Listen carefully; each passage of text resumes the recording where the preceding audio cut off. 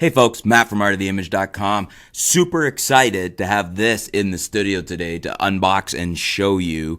I've been waiting to get this in. I've actually been wanting to review one of these for a while. I don't know why I never got the Mark III in, but this is the RX10 Mark IV. And actually, I've already got it out of the box, mostly because I needed to get this guy charged, the battery. Turns out, I believe it's the same battery that's in the A6000, the A6300, because I had some extras, so I've been out shooting with it, and actually this needs to go back on the charger. Which, good point. Let me show you what's in the box here, because it actually brings up a good point when I said on the charger. So you don't get a charger in here. What do you get? You get some paperwork, some very thin user guides. You don't get a full manual printed anymore. You can go and download one, which is great. I like having it on my phone, but I kind of miss having a full manual. Not a big deal, but, and also the way most camera manufacturers are going. There was some bubble wrap. The RX10 came wrapped in this nice little satiny black thingamajiggy, like most cameras do. Wait, a strap, which I don't know if I'm going to end up using this or not. I tend to like shooting cameras without straps these days. I always used to put one on. Now I tend to never put one on.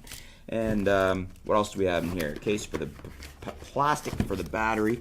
Got a little wall wart plug that goes on the end of the USB cable here so that you can plug the camera in, which is how they want you to charge the battery. And that's one of my gripes with any camera that does not come with a dedicated charger. I like to have a dedicated charger for the camera. Now, that said, I am using a spare battery I had, and what just came in a day or two ago, I'll show you in a follow-up video here, but I have a pair of batteries with a dual charger that I want to show you for this. So even though it doesn't come with one from Sony, there are some great options we'll show you up next. But back to the camera. I've been very excited to get a hold of this. For those of you that aren't that familiar with the RX10 series, we've got a very, very functional, very good performing 1-inch sensor in here, which nowadays the 1-inch sensors, as I've said before, are pretty much on par with or even better than early APS-C sensors. So 20 megapixel 1-inch top of the line Sony sensor, great sensor in here.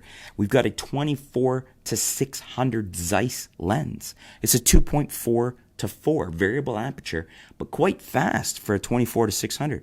Compare that to Canon's latest offering with the G1X Mark III. There you had a very slow lens with nowhere near the range. This has a 600mm equivalent at f4 and 2.4 at the wide end. That's pretty good. This camera, one of the big enhancements with the Mark IV here over the Mark III is that we now have phase detect. I believe it says right on the box, 315 phase detection AF points.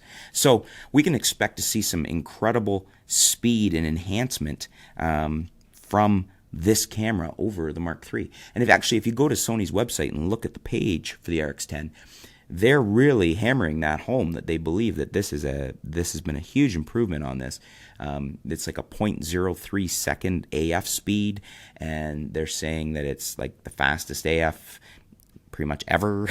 I mean, you're seeing images of birds in flight, and they're saying how this will shoot 24 frames a second with continuous AF/AE.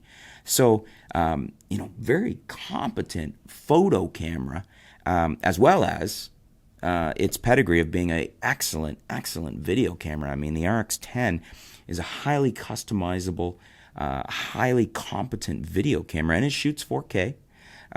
Very, very good video machine, a beast of a video machine. And I'm thinking this may end up getting one. I may end up getting one here at artoftheimage.com.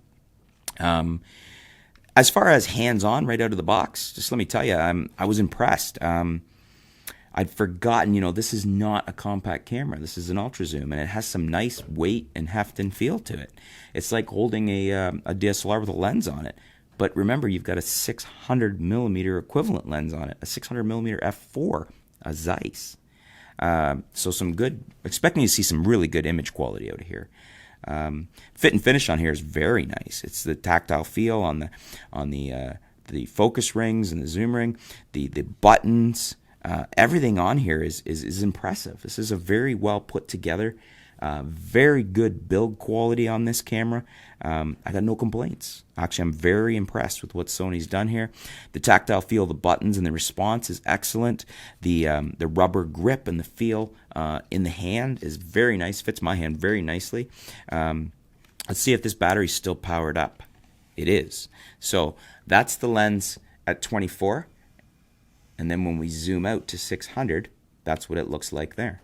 Now, bear in mind, I do have the included hood on it, the lens hood that comes with it. So that's what it looks like at 600. And then when we close it back down to 24, equivalent 35 millimeter terms, that's what it looks like there. So it's not a small camera by any means, but quite a powerful camera. You know, you've got an UltraZoom here, 600 millimeter equivalent at f4 at the long end and 2.4 at the wide end. Very, very competent sensor in here for photos. Very, very competent camera for video. So I'm very excited to take this out and about. I've been out a little bit with it already. I was out shooting with it for an afternoon, and I'm really enjoying it. Everything about it so far, I don't have any. The only negative, the only nitpick I could say here is I really wish that Sony had given us a proper, fully articulated LCD.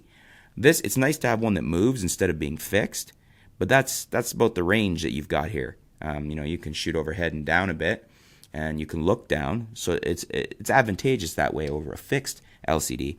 But I much would have preferred a full vari-angle LCD that you can, you know, even turn around, see yourself in if you want to vlog. But those LCDs, a full movable LCD that swings out to the side and turns right around, is much more versatile than these flip-out LCDs. That's my only nitpick or dislike so far with the RX10 Mark IV. I'm really excited to continue shooting with it, continue doing the review. If you folks have any questions, let me know in the comments below. Let me know what they are. I'll see if I can get them answered for you. So far, I'm just really enjoying the camera. My initial impressions here are very favorable, as you can probably tell.